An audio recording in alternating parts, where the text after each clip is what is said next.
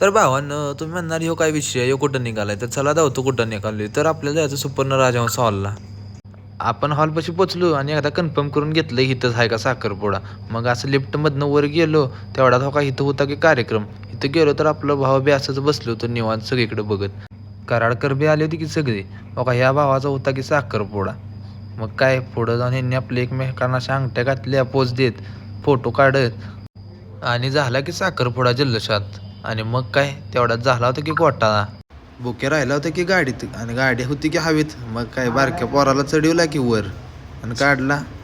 तेवढ्या त्यांनी केक बी घेतला कापून आणि मग पुन्हा आपण इकडे लागले की सगळी जेवायला जायला गडबड चालू. मग काय कोण खाली थांबना. इथं गेलो तर इथं नियोजन एवढं खतरनाक केलं होतं आहा दणक्याबाज. मग काय ताटात पदार्थ सुद्धा मावत नव्हतं. मग आपण बसून जेवलो आणि ह्यांनी केली की माझी बी चेष्टा. मग मी बी हात पुढं करून नको म्हणलो. सगळी लागली की हसायला. मग काय म्हणलं भाची कंपनी तुम्हाला दाखवावी पण मला ह्यात कोण आहे काय ओळखतच नव्हतं. मग आपण बी दिला की विषय सोडून आणि विषय धरला होता बघा ह्यांचा सोन्या भाऊचा झाला होता साखरपुडा. सगळ्यांच्या नजरा होत्या या दोघांच्या.